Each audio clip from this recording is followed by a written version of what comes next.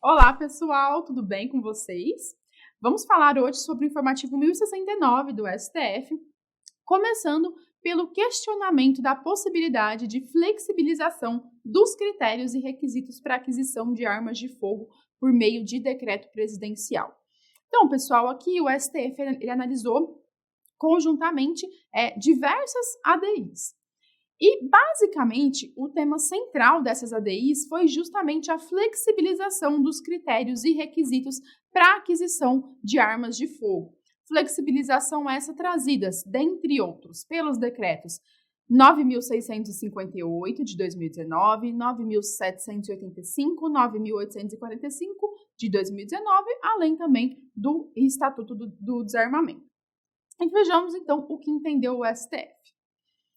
A Corte decidiu que a flexibilização via decreto presidencial dos critérios e requisitos para aquisição de armas de fogo prejudica a fiscalização do poder público, além de violar a competência legislativa em sentido estrito para a normatização das hipóteses legais quanto à sua efetiva necessidade.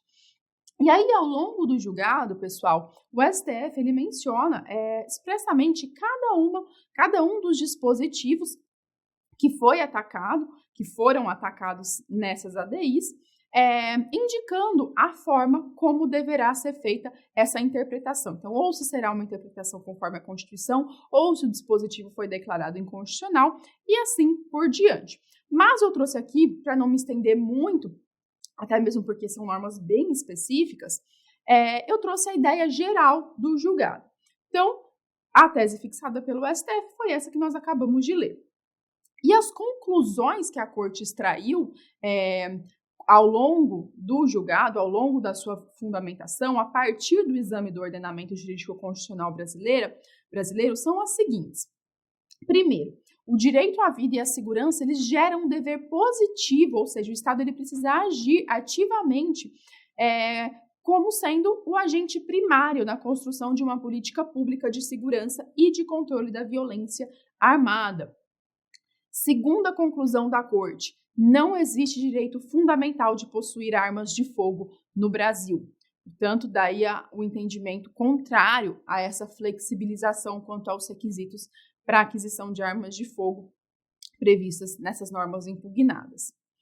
E ainda, embora a Constituição ela não proíba a aquisição e o porte de armas de fogo, ela exige sim que elas sempre ocorram em caráter excepcional e devidamente justificado. Então, a aquisição de armas ela deve se dar de forma excepcional, a partir da observância de determinados requisitos legais. Além disso, o STF ressaltou aqui que o dever de diligência estatal obriga a conceber e implementar mecanismos institucionais e regulatórios apropriados para o controle do acesso a armas de fogo. Então, como, por exemplo, procedimentos fiscalizatórios de licenciamento, de registro, monitoramento periódico, exigência de treinamentos compulsórios, dentre outros mecanismos que garantirão esse maior controle ao acesso de armas de fogo. E, por fim, a Corte ressaltou que qualquer política pública que envolva o acesso a armas de fogo deve observar os requisitos da necessidade, da adequação e da proporcionalidade, ou seja, os três pilares aí do princípio da proporcionalidade em sentido amplo. Tá, ok? Então, basicamente foram essas as conclusões extraídas pelo STF na análise das ADIs que nós estamos abordando. E aí, quem tiver interesse em se aprofundar no tema, eu recomendo novamente a leitura do julgado, para que vocês possam verificar exatamente quais dispositivos, dentre essas normas impugnadas, que foram analisados pela Corte no julgamento. Tá ok? E com isso, então, nós finalizamos esse primeiro julgado, continuamos na sequência.